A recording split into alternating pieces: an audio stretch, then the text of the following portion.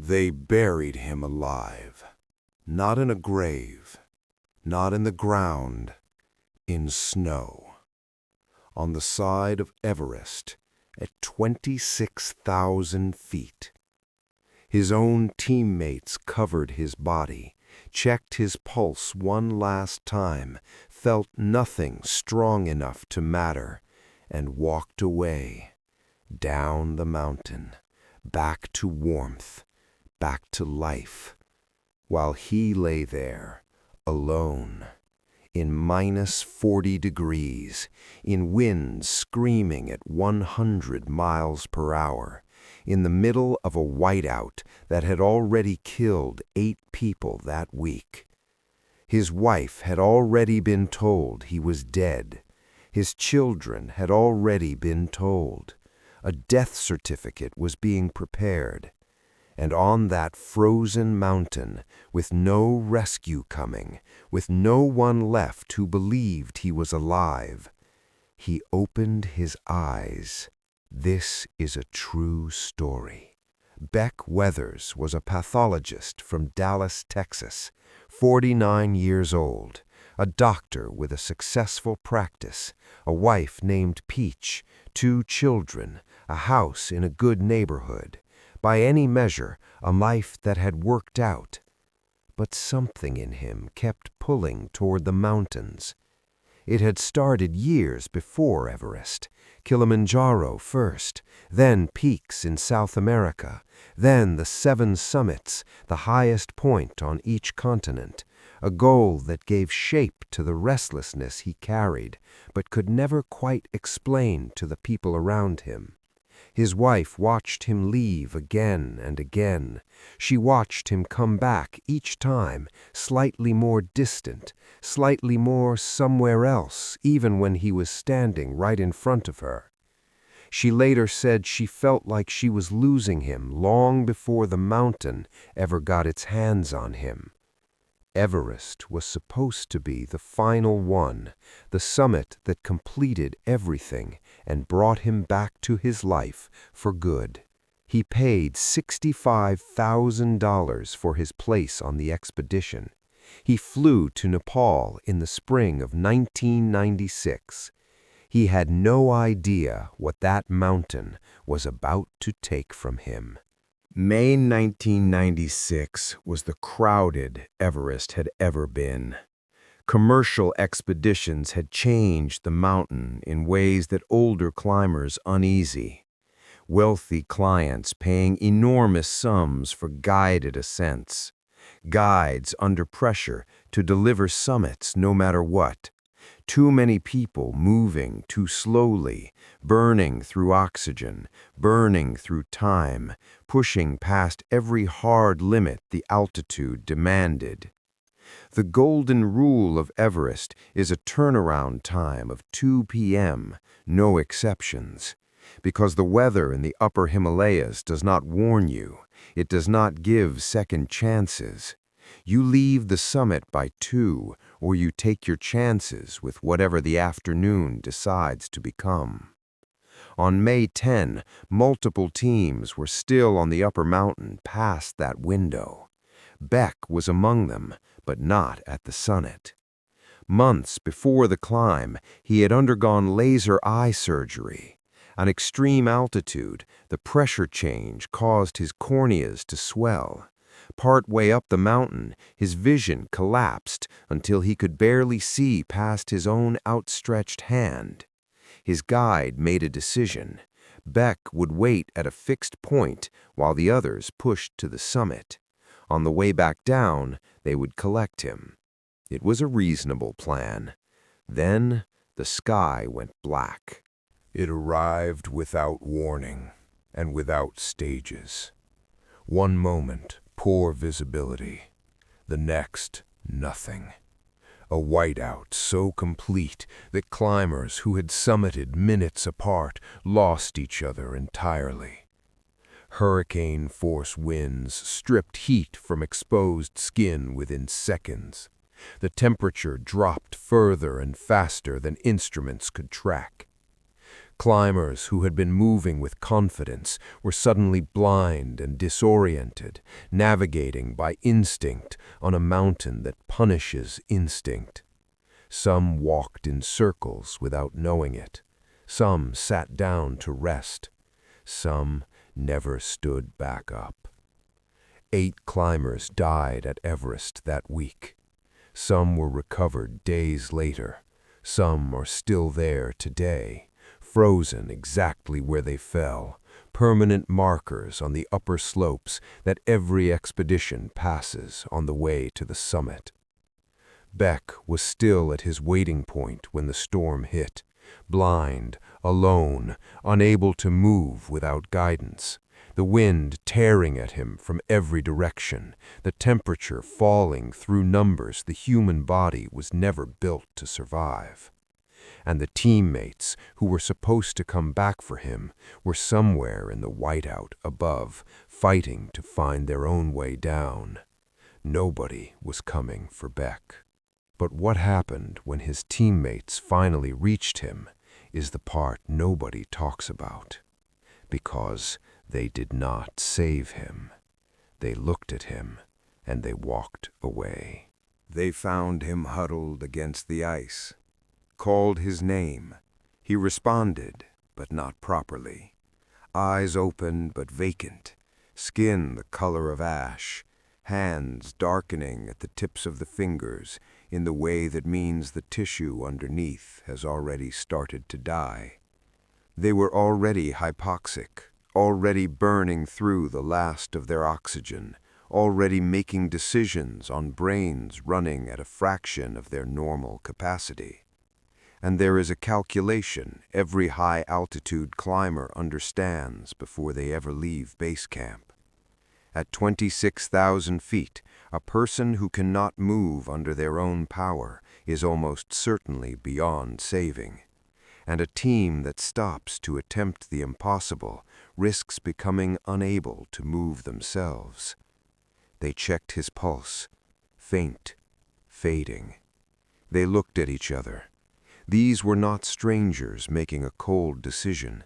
These were men who had eaten with Beck, climbed with him, trusted their lives to each other on the same rope.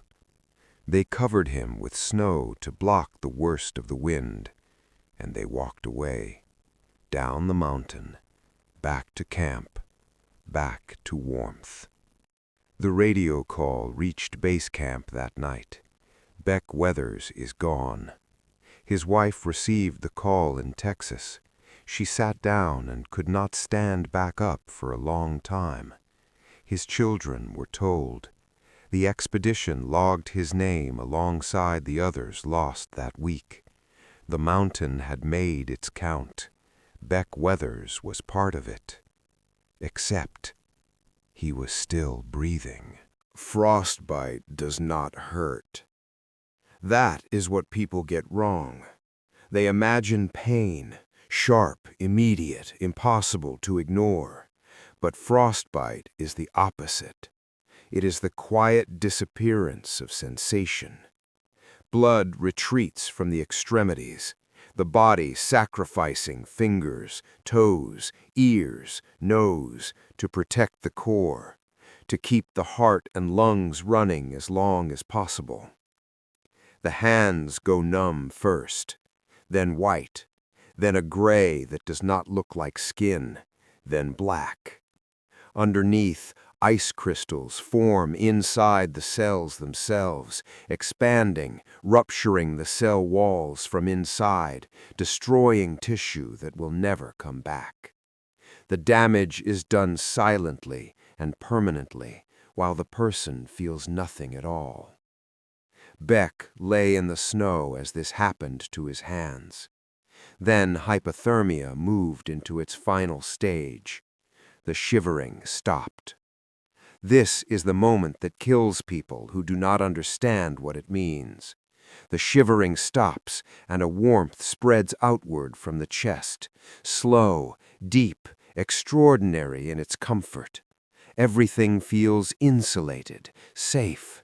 The mind grows quiet. Sleep feels not just possible, but inevitable and warm. On Everest, that warmth is not the body recovering. That warmth is the mountain saying goodbye. Beck's eyes closed somewhere in that long, dark night. His wife was awake in Texas. His daughter was in her room. The friends who had left him were warm in their tents below, and Beck Weathers was somewhere between this world and whatever comes after it. The night passed. The storm eased. A rescue team moved up the mountain at first light, not searching for survivors, searching for bodies, because nobody survives a night exposed at 26,000 feet. Nobody. Beck could not feel his hands. He could barely distinguish light from dark. His face was frozen so solid he could not fully close his mouth. His body had survived a night in conditions that had no business leaving anything alive. But somewhere in that long, dark night, a decision had been made. Not dramatic, not loud, quiet, absolute. He was not going to die on this mountain. He tried to stand. He fell, found the angle of the slope with his boots, leaned forward, one step, another, fell again, stood again, his hands useless, could not grip, could not feel where safe ground ended and the drop began. Every step a guess, made on a body running on almost nothing. But he did not stop. Other climbers descending saw a shape on the ice below them, moving wrong, lurching, falling, rising.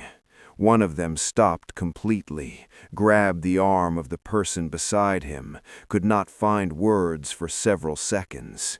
Then, that is Beck Weathers, the man his friends had buried, the man radioed as dead, the man the mountain had already claimed.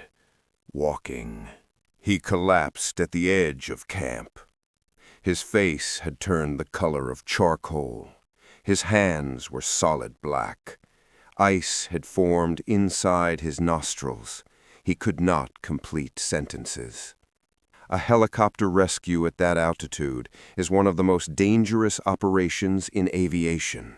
The air so thin that rotors barely generate enough lift to stay airborne.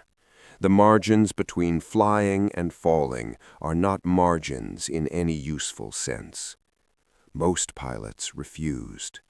This pilot did not. He brought the helicopter into one of the highest altitude rescues ever recorded and lifted Beck Weathers off the mountain. Down past the death zone, past the clouds, back into air thick enough to breathe. A phone rang in Texas.